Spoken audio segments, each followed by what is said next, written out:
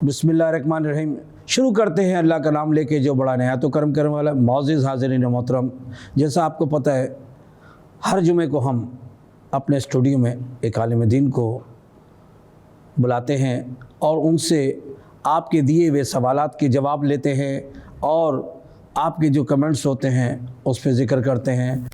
आज हमारे दरमियान मौजूद मुल्क के मशहूर व मारूफ़ एक वो हस्ती जो अपना एक मुकाम रखती है। मेरा आप यकीनन जब इनको सुनेंगे और इनके सवालात और हमारे जवाब होंगे तो बड़ा लुत्फ़ आएगा और बड़ा मज़ा आएगा, क्योंकि ये जब जवाब देते हैं बड़े खूबी बड़े गहराई में जाके जवाब देते हैं। तो मेरी आज के दरमियान स्टूडियो में मौजूद आला हज़रत जनाब ताहिर थानवी साहब, अस्सलाम वालेकुम साहब। खैरियत से ठीक है। मैं आपका शुक्रगुज़ार हूँ कि आपने स्टूडियो में हमें टाइम दिया। हज़रत यूँ तो हर हम जुमे को चाहते हैं कि अच्छा से अच्छा कोई मतलब है कि कर सके, मगर जितने सवालात इतने होते हैं हम उन्हीं के जवाब देते हैं जो समझते हैं कि हम इसका जवाब दे सकेंगे और शॉर्ट आ सके। तो सबसे पहला सवाल है हज़रत कि ये कुरान में ज़िक्र है कि अगर बच्ची बालिग हो तो जब निकाह होना चाहिए, मगर अक्सर पेश देखा हो छोटी सी बच्ची उसका निकाह कर दिया जाता, तो ये शरअ में है जायज़ या नहीं, उसकी ज़रा तफसीलन बताइए। शरीयत इस्लामिया में हर चीज़ के उसूल वज़ा कर दिए गए हैं और इसी तरह निकाह के मुताल्लिक़ भी कि बच्चे की क्या उम्र होनी चाहिए जी और लड़की की क्या उम्र होनी चाहिए। आम तौर पर 12 से 14 साल के दरमियान लड़की जो है वो बालिग हो जाती है जी, और इसी तरह 15 से 18 साल के दरमियान लड़के जो है वो बुलूगत की उम्र को पहुंच जाते हैं। अगर कोई ऐसी सिचुएशन है कि अभी लड़की बालिग नहीं हुई है जी तो शरीयत इस्लामिया में उसका एक तरीक़ाकार रखा गया जी और वह तरीक़ाकार ये है कि जो लड़की का वली है, यानी अगर उसका बाप हयात है तो वो, और अगर बाप हयात नहीं है तो उसका भाई या उसका मामू या उसका चचा, जो भी उसका वली है जो हयात है और मौजूद है, वो उसकी तरफ से लड़की का निकाह मुनाक़िद करेगा। लेकिन इसमें एक शर्त ये होती है कि जब बालिग होने पर लड़की की रुख़सती की जाएगी तो उस वक्त ये लड़की को इख्तियार है कि वो चाहे तो उस निकाह को बाकी रखे और उसके ऊपर हाँ कर दे कि हाँ मेरे वली ने जो मेरा निकाह किया था मैं उस निकाह को बाकी रखती हूँ और उस निकाह की रुख़सती के ऊपर मैं रज़ामंद हूँ, तो ये उसको इख्तियार है। और अगर वो चाहे कि नहीं मैं तो इस जगह शादी नहीं करती, मैं अपनी मर्ज़ी से जहाँ मेरी रज़ा होगी मैं वहाँ पे शादी करूँगी, तो वो लड़की फिर उस निकाह को मनसूख कर सकती है और किसी भी दूसरी जगह अपनी मर्ज़ी से शादी कर सकती है। बलूगत से पहले निकाह नहीं होता, ज़ाहिर है कि वो एक फितरत में भी नहीं है। लेकिन बालिग होने के बाद ये इख्तियार लड़के और लड़की के पास होता है कि आया वली ने यानी उनके माँ बाप ने या चचा मामू ने जिन्होंने उस रिश्ते को किया था, उस रिश्ते को वो अगर चाहे तो बाकी रखे और चाहे तो वो अपनी मर्ज़ी से दूसरी जगह निकाह कर सकते हैं और इस निकाह को ख़त्म कर सकते हैं। अच्छा, तो उसमें कोई इद्दत की नहीं है? कोई नहीं, वो निकाह है हुआ ही नहीं, वो ऐसा ये है जैसे निकाह हुआ ही नहीं है। हज़रत बहुत खूब नाज़रीन देखा जवाब।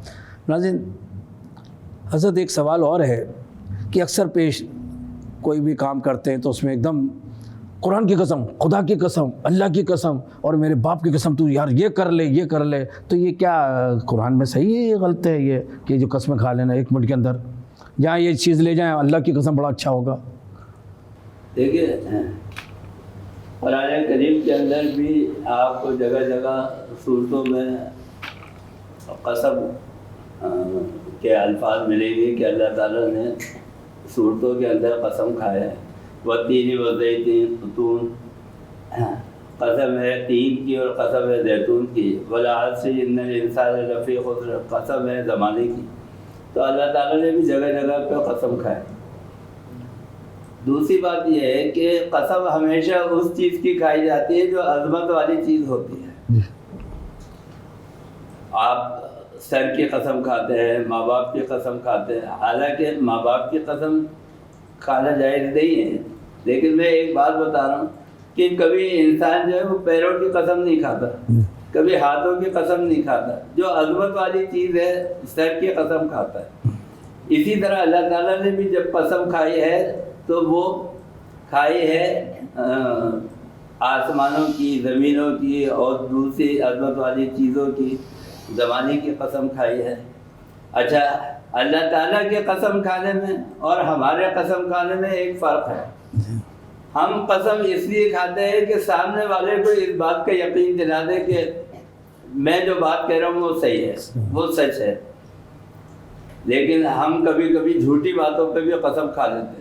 ہمیں کپڑا بیچنا ہے، ہمیں کوئی سامان بیچنا ہے، ہمیں کوئی کمپیوٹر بیچنا ہے، ہم جھوٹی قسم کھا دیتے ہیں کہ فلانے کی قسم، قرآن کی قسم، اللہ کی قسم۔ قسم کھانا جو ہے وہ دراصل جس چیز کی آپ قسم کھا رہے ہیں اس کو آپ شاہد اور گواہ بنا رہے ہیں اپنے ساتھ۔ یعنی اللہ کی قسم آپ کھا کے کہتے ہیں کہ خدا کی قسم یہ گلاس جو ہے یہ فرانس کا بنا ہوا ہے اور اس کی یہ خوبیاں ہے اور اس کی یہ کوالٹی ہے، حالانکہ یہ لالو قید کے اندر بنا ہوا ہے۔ تو آپ اگر قسم کھائیں گے اور جھوٹ بولیں گے، پاکستان کی چیز کو اور فرانس کی چیز ظاہر کریں گے، اس کا مطلب یہ ہے کہ آپ نے اپنی بات کے اندر اپنے ساتھ جو بات آپ نے جھوٹ کہی اس میں آپ نے اللہ کو شریک کر دیا۔ اسی لیے کبھی بھی غلط بات کے اوپر قسم نہیں کھانی چاہیے، اور ویسے بھی عام طور پر کسی بھی بات میں بلا وجہ بار بار قسم نہیں کھانی چاہیے کہ چھوٹی چھوٹی باتوں پہ قسم کھانے لگے، اس کی قسم اس کی قسم، بلکہ کہیں پر اگر بہت زیادہ ضروری ہو اور یہ سمجھا جائے کہ میرے قسم کھانے سے یہ معاملہ جو ہے، مثلا دو میاں بیوی کے درمیان جو ہے وہ لڑائی اور جھگڑا ہو رہا ہے اور آپ سمجھتے ہیں کہ آپ جانتے ہیں کہ اس کے اندر ایک فریق جو ہے وہ حق کے اوپر ہے، تو آپ اس کو قسم کھا کر اللہ کی یا اللہ کے کلام کی قسم کھا کر آپ یقین دلا سکتے ہیں کہ یہ بات جو میں کہہ رہا ہوں یہ صحیح ہے اور یہ فلانا آدمی یہ جو فریق ہے یہ حق کے اوپر ہے۔ اس لیے تو آپ کر سکتے ہیں، لیکن آپ چھوٹی چھوٹی باتوں کے اوپر قسم کھانا یہ صحیح نہیں ہے اور قسم کھانی نہیں چاہیے، اور سوائے اللہ کے اور اللہ کے کلام کے اس کے علاوہ اور کسی کی قسم کھانا بھی درست نہیں۔ مفتی صاحب ایک اور سوال ہے کہ شب قدر پہ اکثر بچے کیا یا تو بڑے بھی پٹاخے چھوڑتے ہیں، تو یہ کیا روایت میں ہے، جائز ہے یہ ہمارے مذہب میں؟ یہ دور دور تک بھی اسلام سے اور شریعت سے کوئی مطابقت نہیں رکھتا۔ جی، کوئی بھی ایسی چیز کی جو فطرت کے خلاف ہو، جو عوام کے مفاد میں نہ ہو بلکہ اس سے نقصان کا اندیشہ ہو، اللہ تعالیٰ نے اور اللہ تعالیٰ کے رسول نے ایسی کسی بات کا حکم نہیں دیا ہے۔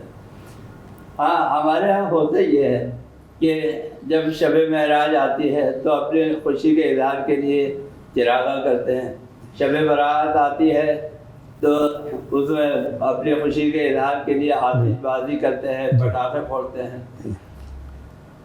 یہ کوئی دین نہیں ہے، کوئی دین اسلام کا یہ حصہ نہیں ہے، بلکہ اس کی وجہ سے فرض کریں کہ آپ نے آتش بازی کی یا کوئی پٹاخہ پھوڑا اور وہ جا کے کسی کے ہاتھ پہ لگ گیا, اس کا ہاتھ جل گیا, کسی کے آنکھ کے اندر چلا گیا, اور ایسے واقعات ہوئے ہیں. جی جی اکثر پیش ہوتے ہیں, اخباروں میں رپورٹ ہوتے ہیں, ٹی وی کے اوپر رپورٹ ہوتے ہیں, ایسے واقعات ہوتے ہیں. کسی کی آنکھ میں چلا گیا, اس کی آنکھ کی بلائی ضائع ہو گئی.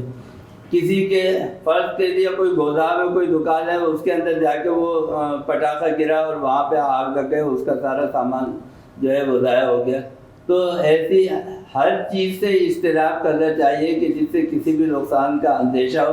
ہاں, شب برات جو آتی ہے یہ اصل میں عبادت کی رات ہے, اس کے اندر عبادت کرنی چاہیے. جی جی جی. اور انسان جو ہے اس مقصد کو, کہ جس مقصد کے لیے اللہ تعالیٰ نے یہ رات ہمیں عطا فرمائی, یعنی اس رات کے اندر حضور اکرم صلی اللہ علیہ وسلم نے فرمایا کہ تم اپنے رزق کے اندر وسعت اختیار کرو, یعنی لوگوں کو کھانا کھلاؤ, خود بھی جو ہے وہ کھانا زیادہ پکاؤ, کھانے کے اندر جو ہے برکت کرو, زیادتی کرو. چونکہ یہ رزق کا فیصلہ ہونے کی رات ہے, تو اس کے اندر آپ اگر رزق میں وسعت کریں گے تو اللہ تعالیٰ اس کی برکت سے سارے سال جو ہے وہ رزق کے اندر برکت دے گا. تو یہ کرنے کا حکم ہے. دوسرے یہ ہے کہ اللہ تعالیٰ کے سامنے سجدہ ریز ہو, قرآن حکیم کی تلاوت کرے, تسبیحات و تحلیل کرے, یہ عبادت کر کے اپنا وقت جو ہے وہ گزارے, اور رات جو ہے اس کے اندر صرف کرے. پٹاخے پھوڑنا اور دوسرے فضول کام کرنا, اس کا دین اسلام سے کوئی تعلق, کوئی دور تک تعلق نہیں ہے. بہت شکریہ. ناظرین, علامہ صاحب نے کیا خوب جواب دیا ہے. حضرت دوسرا سوال ہے میرا کہ انسان جب مر جاتا ہے, قبر میں اس کو لحد میں جب اتارا جاتا ہے, تو آپ نے دیکھا ہوگا کہ پانی بھی ڈالا جاتا ہے, کیوڑا بھی ڈالا جاتا ہے, اور ایک عہد نامہ دے دیا جاتا ہے اس کے, یعنی کہ کمر پہ اوپر یا کہیں بھی عہد نامہ رکھا جاتا ہے, بولتے جی عہد نامہ ضرور رکھنا ہے. تو یہ قرآن سنت میں ہے, اس کا کوئی وجود ہے یا؟ حضور اکرم صلی اللہ علیہ وسلم کی حدیث ہے, فرمایا کہ انسان کے ساتھ 3 چیزیں جاتی ہیں, اس کا مال, اس کی اولاد اور اس کے اعمال. فرمایا کہ 2 چیزیں جو ہے وہ تو واپس آ جاتی ہیں, اولاد بھی واپس آ جاتی ہے, اس کا مال بھی جو ہے وہ واپس آ جاتا ہے. ایک چیز رہ جاتی ہے, وہ ہے اس کے اعمال.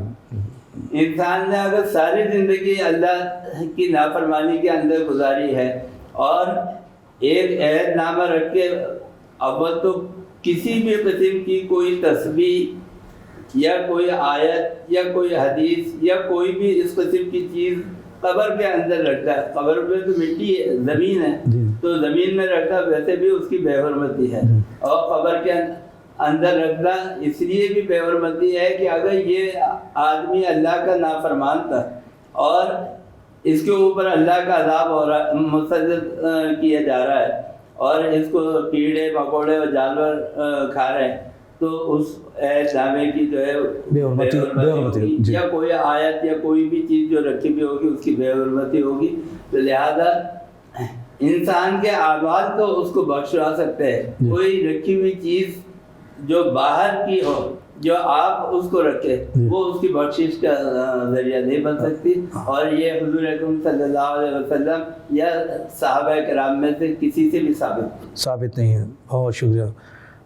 حضرت میرا اگلا سوال ہے, اور کیونکہ ہم جو سوال آپ سے کرتے ہیں, ہمارے کمنٹس دیے ہوئے نمبر پہ سوالات آتے ہیں, تو ہم یہ چاہتے ہیں کہ اس سے مختصر اور جامع سوال جو ہماری قرآن و سنت کی روشنی میں ہوں.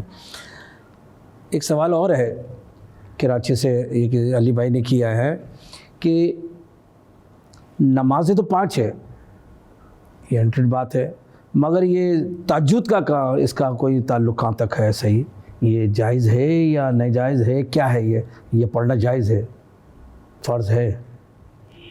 بہت اچھا سوال ہے آپ کا.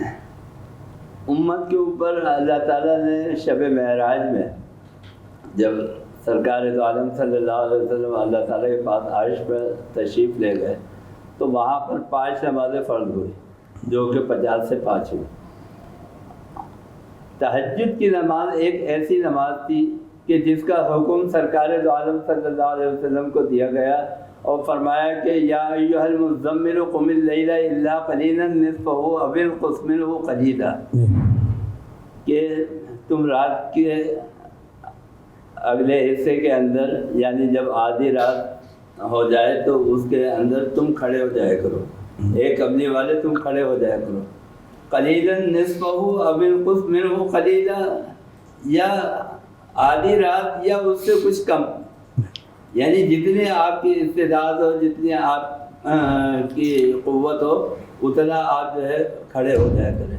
تو فقہاء نے لکھا ہے کہ اگرچہ یہ نماز فرض تو نہیں کی گئی، یہ نماز جو ہے وہ سنت ہی ہے، لیکن حضور اکرم صلی اللہ علیہ وسلم نے ہمیشہ جب تک آپ حیات رہے آپ نے پابندی کے ساتھ یہ تہجد کی نماز جو ہے وہ ادا کی۔ اس سے علماء کرام فرماتے ہیں کہ حضور اکرم صلی اللہ علیہ وسلم کے اوپر یہ نماز فرض تھی، لیکن امت کی مہربانی کے لیے کہ امت دن کی نمازیں پوری نہیں کر سکتی تو پتہ نہیں رات میں اٹھ سکے یا نہ اٹھ سکے، تو اللہ تعالیٰ نے یہ کرم فرمایا، مہربانی فرمائی کہ امت کے اوپر فرض نہیں کی، لیکن سرکار دو عالم صلی اللہ علیہ وسلم کے اوپر یہ فرض تھی، اور آپ صلی اللہ علیہ وسلم نے اس کو ہمیشہ ادا فرمایا، اور اس کی بڑی فضیلت جو ہے آپ نے بیان فرمایا۔ ماشاء اللہ ماشاء اللہ۔ ناظرین کیا خوب جواب دیا ہے علامہ صاحب۔ میرا اگلا سوال ہے کہ بڑا ایک لوگوں کی سمجھ میں آئے گی، خانہ کعبہ کے اندر ہم جاتے ہیں تو کہیں بھی کھڑے ہو کے نماز پڑھ رہے ہیں، کوئی تعاون نہیں ہے مگر خانہ کعبہ کے سامنے ہو، چاہے کسی سمت میں ہی ہو خانہ کعبہ کے اندر، مگر مسجدوں میں دیکھا جائے یہ کعبہ ہے بھائی ادھر ہی پڑھے، ادھر نہیں پڑھ سکتے، تو یہ کیا ہے؟ جب ادھر خانہ کعبہ میں کہیں بھی پڑھ سکتے تو مسجد کو کیوں تعین کر دیا؟ یہ کیا ہے؟ اس کی ذرا روشنی فرمائیے۔ آپ نے اگر غور کیا ہوگا تو خانہ کعبہ میں بھی جو نماز ہوتی ہے وہ امام مغرب کی سمت ہی کھڑا ہو کے نماز پڑھتا ہے اور پھر اس کے پیچھے سب لوگ پڑھتے ہیں۔ اب چونکہ خانہ کعبہ بنا ہوا اس طرح ہے کہ ظاہر بات ہے جب لوگ کھڑے ہوں گے اور وہاں پر چونکہ وہ جگہ ہے، اصل میں خانہ کعبہ جو ہے وہ مطاف ہے، یعنی طواف کی جگہ ہے، چونکہ وہاں پہ ہزاروں لاکھوں لوگ جمع ہوتے ہیں اور نماز کا وقت ہو جاتا ہے، تو اب اتنا وقت نہیں ہوتا کہ آپ کہیں اور جائیں، تو اسی لیے اس کو بیت اللہ قرار دے دیا گیا، مسجد قرار دے دیا گیا۔ اصل میں وہ مطاف ہے، یعنی طواف کرنے کی جگہ ہے، یعنی اللہ کے گھر کا طواف کیا جاتا ہے۔ بے شک بے شک۔ تو جب نماز کا وقت ہوتا ہے تو امام جو ہے وہ مغرب کی سمت کے اوپر کھڑا ہو کے نماز پڑھاتا ہے، اور اس کے بعد اس کے پیچھے لوگ کھڑے ہوتے ہیں، اور پھر چونکہ خانہ کعبہ ایک مطاف کی شکل کا ہے، یعنی گول دائرے میں لوگ وہاں جمع ہوتے ہیں، تو اس لیے لوگ جو ہے پھر وہ چاروں طرف کھڑے ہو جاتے ہیں۔ لیکن نماز جو ہے اس کے لیے حکم سورہ بقرہ کے اندر دوسرے سپارے میں اللہ تعالیٰ نے مقرر کر دیا کہ یہ جو ہے ہم نے تمہارے لیے قبلہ مقرر کر دیا، اس کی طرف منہ کر کے نماز پڑھو۔ تو آج بھی نماز جو ہوگی وہ مغرب کی طرف منہ کر کے ہی ہو۔ اچھا، بہت شکریہ بھائی۔ معزز حاضرین محترم، ہمارے درمیان موجود طاہر تھانوی صاحب جو بخوبی آپ کا سوالوں کے جواب دے رہے تھے، اور ہم دعا گو ہے یا رب العالمین کہ طاہر تھانوی صاحب ایسے ہی ہمارے کو سوالوں کے جواب دیتے رہیں اور ہمارے اسٹوڈیو میں آتے رہیں۔ قرآن و سنت کی روشنی یہ پروگرام آپ دیکھ رہے تھے، ہر جمعے کو نماز کے بعد طاہر تھانوی صاحب ہمارے ساتھ ہوتے ہیں۔ اب شکور احمد صابری کو اجازت دیجیے، اسی کے ساتھ ملتے ہیں انشاءاللہ اگلے ہفتے۔ اللہ حافظ۔